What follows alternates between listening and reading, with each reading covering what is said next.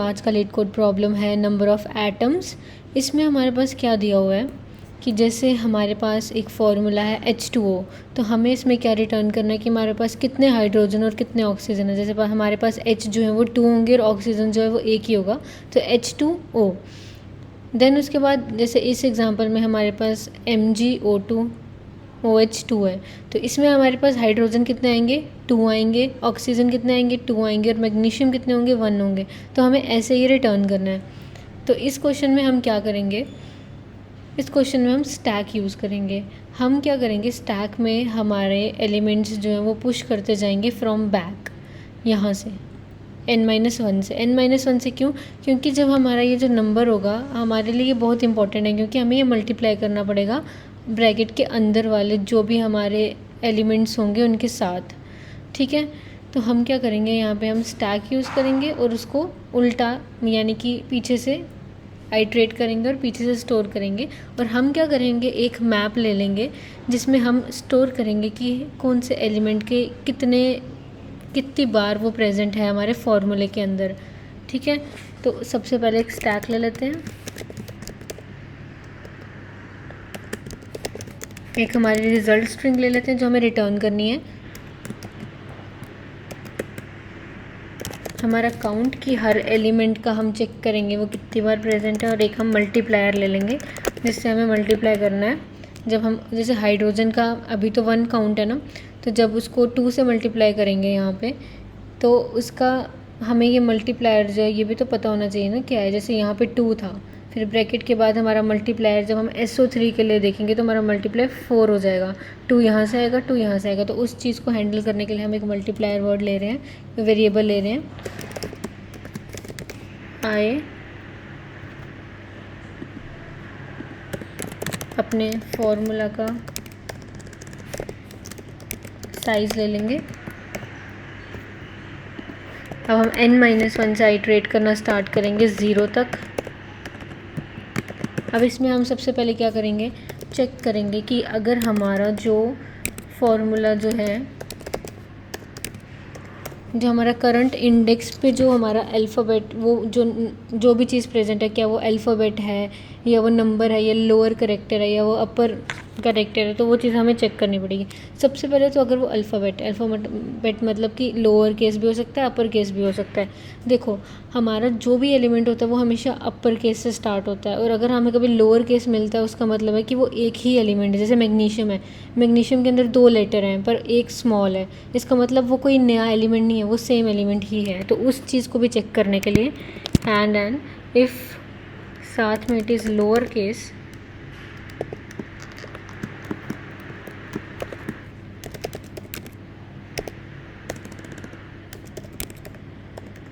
तो हम क्या करेंगे, इसका मतलब जो हमारी लेंथ है उस एलिमेंट की वो 2 है, और अपने आई को उसके प्रीवियस वाले एलिमेंट में ले जाएंगे। जैसे कि हमारे मैग्नीशियम में जब आएगा ना तब ये वाला लूप एग्जीक्यूट होगा, और तब अगर हमारा इज़ लोअर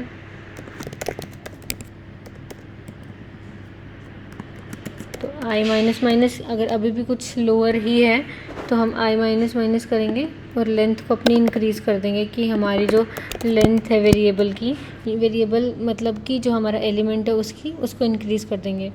जैसे Mg का हो गया 2 है, On का भी 2, O और N तो अलग अलग है। देन उसके बाद हम यहाँ क्या करेंगे, एक स्ट्रिंग ले लेंगे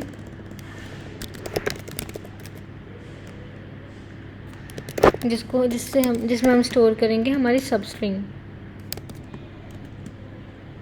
किस चीज़ की सब स्ट्रिंग, जैसे हमारा Mg था तो इसकी सब स्ट्रिंग हमारी क्या हो जाएगी, आई से लेके लेंथ तक।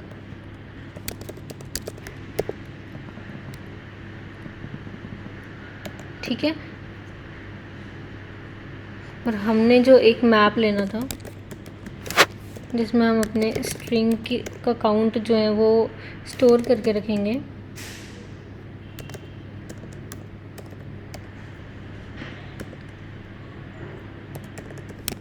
उस पर्टिकुलर सब स्ट्रिंग का हमने चेक कर लिया तो वो मैक्स ऑफ काउंट 1, मतलब हमें पता ही है एक बार तो प्रेजेंट होगा ही, अगर हमारे फॉर्मूला में वो आ रहा है तो एक बार तो वो होगा ही होगा, और उसको हमारे मल्टीप्लायर के साथ मल्टीप्लाई कर देंगे।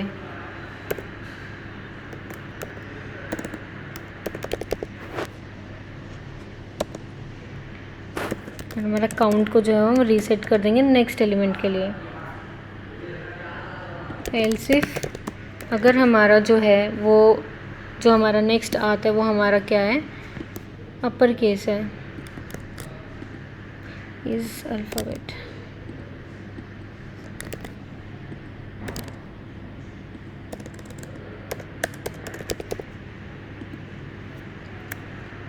तो इसमें हम क्या करेंगे, यही चीज़ आ जाएगी हमारी डायरेक्ट।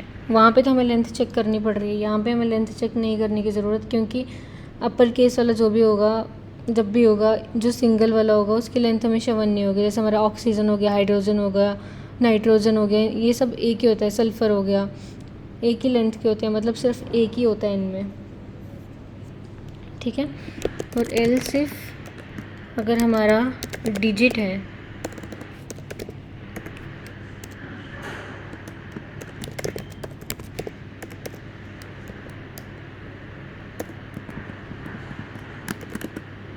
तो हम क्या करेंगे, सबसे पहले तो हमें काउंट चेक करना पड़ेगा। हमारा काउंट यहाँ पे क्या होगा, जो हमारा फॉर्मूला में दिया होगा ना वो एक स्ट्रिंग है, तो उसको हमें इंटीजर में कन्वर्ट करना है, तो हमें माइनस स्ट्रिंग ऑफ ये उसके लिए यूज़ किया, ताकि हमारा काउंट जो है वो स्ट्रिंग की जगह हमें इंटीजर में मिले, क्योंकि काउंट हमारी एक इंटीजर वैल्यू है। और हम एक पावर ले लेंगे ताकि जब हम मल्टीप्लाई करेंगे तो हमें सही नंबर मिले हमारे पास।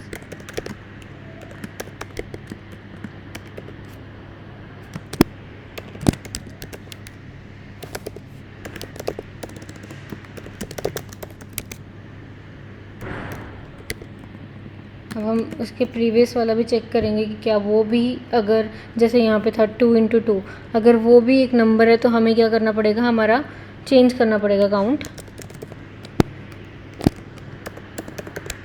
अब हमारा काउंट 4 हो जाएगा, है ना, तो हम वो भी करेंगे।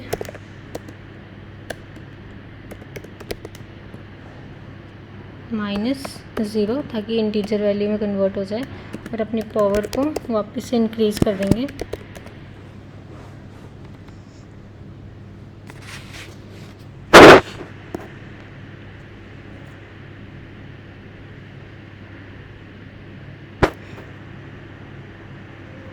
अब क्या होगा, अगर हमारा जो है वो फॉर्मूला जो है वो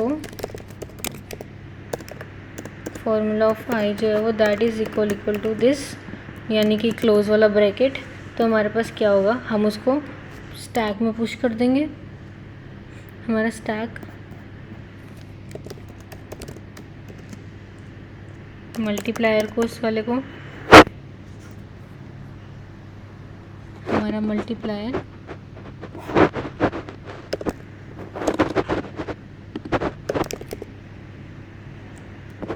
देन अपने मल्टीप्लायर की वैल्यू भी रीसेट करेंगे। मैक्स ऑफ हमारे काउंट, और जो हमारा नंबर ऑफ़ टाइम्स वो प्रेजेंट है उसको मल्टीप्लायर से चेक भी करेंगे ना। जैसे यहाँ पे हमारा मल्टीप्लायर 2 था, अब नेक्स्ट ब्रैकेट के बाद वो वापस हमारे पास एक और है SO3 के लिए, तो हमने मल्टीप्लायर को अपने चेंज किया, उसकी वैल्यू करेक्ट करी और काउंट को हमने रीसेट कर दिया वापस से। और अगर इन सब में से कुछ नहीं है तो क्या होगा, हमारा मल्टीप्लायर जो है वो स्टैक टॉप हो जाएगा। जो भी हमारे स्टैक के टॉप में होगा, जब भी हम इसको स्टैक में डालेंगे तो हमारे पास मल्टीप्लायर आएगा टॉप पे, और स्टैक में से उसको पुश कर देंगे, पॉप कर देंगे, आई मीन।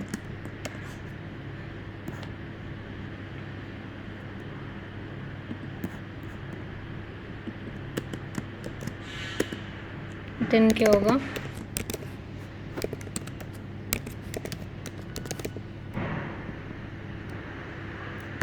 इस MPP में चेक करेंगे, रिज़ल्ट में ऐड कर देंगे। इफ़ हमारा काउंट जो है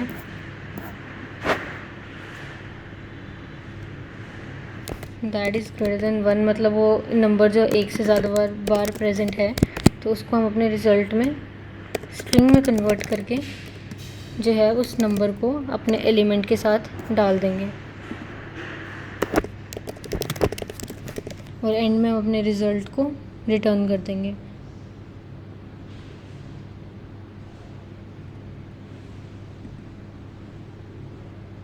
thirty first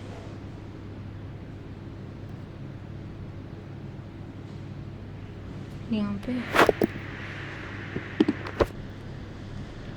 thank you so much.